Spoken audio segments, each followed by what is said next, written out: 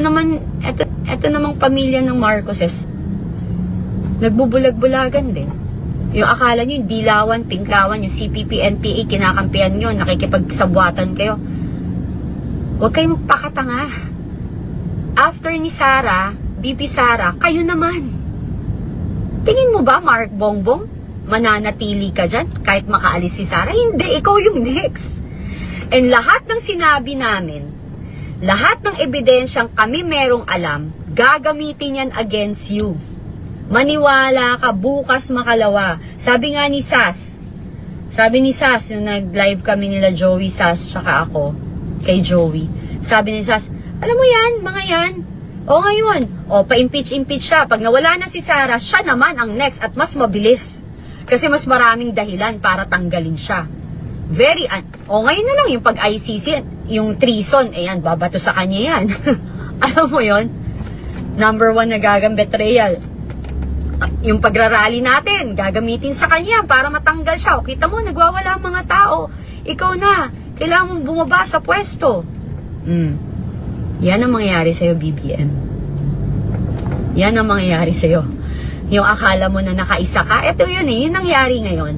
Yung feeling nila, nakaisa ako. Hindi nyo ba nahalata? Sabi nga ni PRRD, hulihin nyo na ako. Ako na lang, ikulong nyo na ako. Paulit-ulit. Alam niya, pahihirapan nyo siya. Alam niya yan. Sabi niya nga, matanda na ako, may sakit na ako. Handa siya.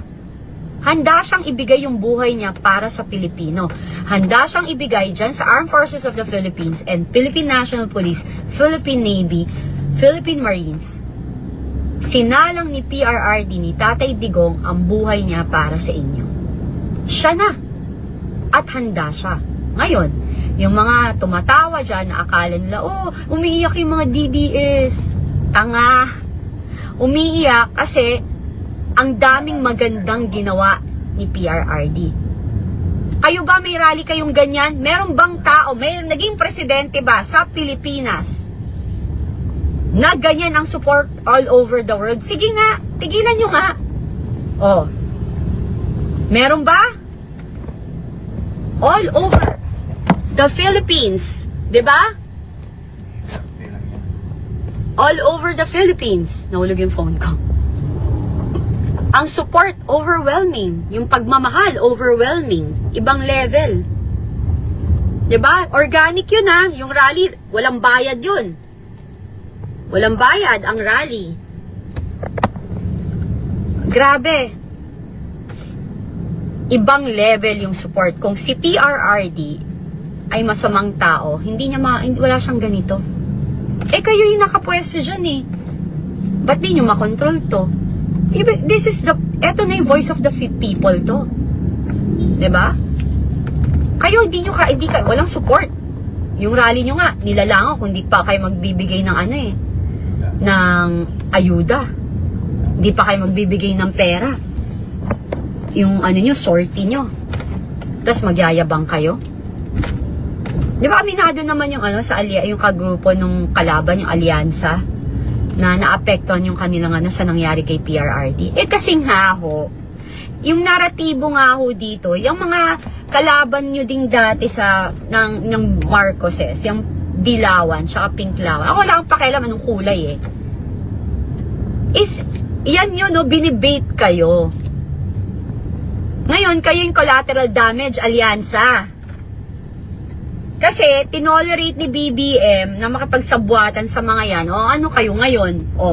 Yung inyong kandidatura ngayon na naapektuhan. Kasi they don't care about you guys. They don't care. They just want to get what they want. Kung ako sa'yo, kumalas na kayo dyan. Kasi, hindi na kayo magiging okay. Nakita nyo all over, ang daming supporter pa rin ng President Rodrigo Roa Duterte.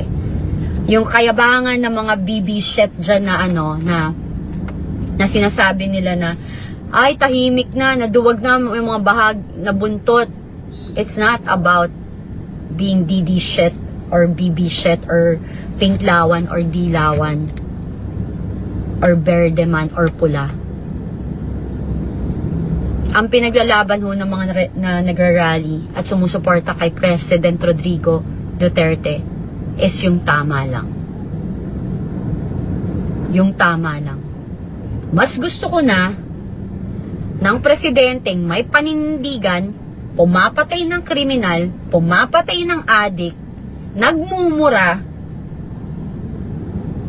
kesa presidenteng duwag, walang paninindigan, walang isang salita, walang political will. Mga duwag na politician na binabase ang pagiging politiko sa pera.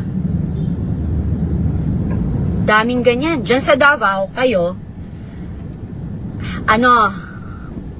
dapat may video ko kaso umiyak kasi ako. Naiirita ako. Alam nyo, pag nagagalit kasi ako at natutuwa ako, iyakin ako. Hindi ho, hindi ho senyales ng weakness ang pag-iyak. Ibig lang kong sabihin may puso ka. May puso ka. May nararamdaman ka. So ako again, sino ang gusto nyo? Peking leaders na takot mawalan ng pera? Tingnan nyo si President Duterte. Tingnan nyo yung bahay nun. Tingnan nyo yung bahay nun. Nakita nyo naman, di ba? Sabi nga niya, Miss Anilat, di ba? Simple lang.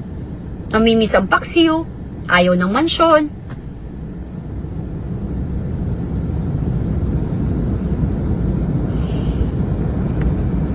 May sakit. Alam niyo may sakit siya pero ilang beses pa rin niya talagang hinahamon yung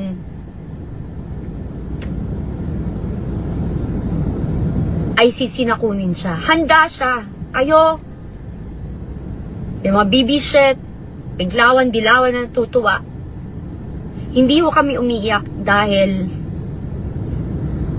nabigo kami, hindi ho kami bigo. Tingnan nyo, nandiyan kami lahat na lumalabas. Lahat may boses, lahat nagsasalita. Overwhelming, hindi nyo kami kinakaya. Umiiyak kami kasi akala namin,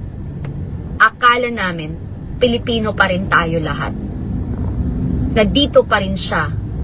Hayaan yung dito siya, kung mamamatay siya dito. Pero binenta nyo siya sa dayuhan. Hindi kayo Pilipino, hindi kayo karapat-dapat na dito nakatira kung ganyan ang mindset nyo. I will always be proud na minsan sa buhay ng Pilipino, kahit man lang sa 6 na taon, kahit nagkaroon ng pandemic, nagkaroon tayo ng isang leader na may paninindigan at prinsipyo. Na lumaban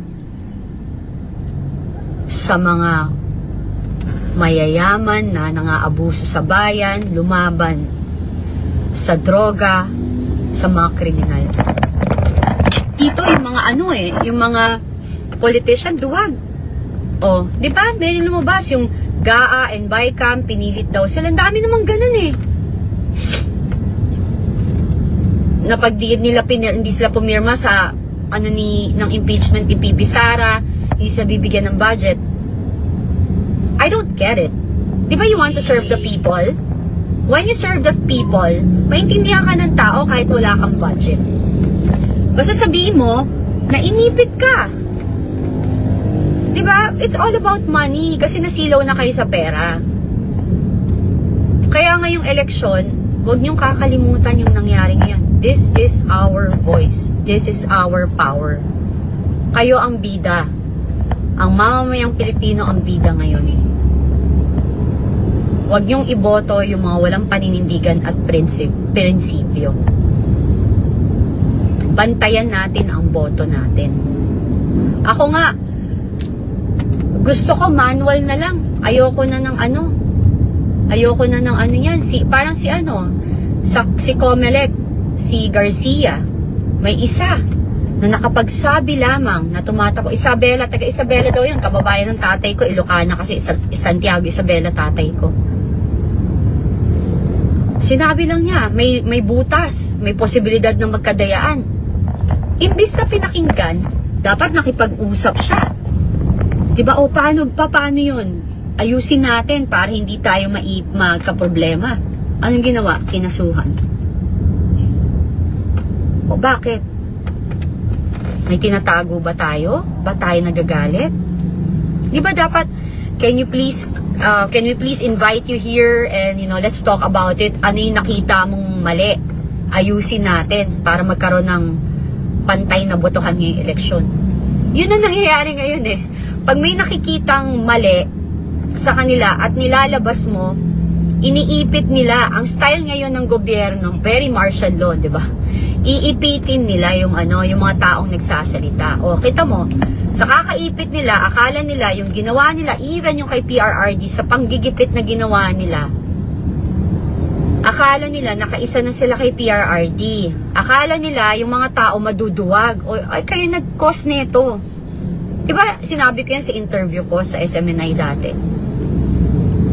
Gumawa kayo ng pelikula, ginawa niyong bida, si BP Sara. Kayo yung kontrabida.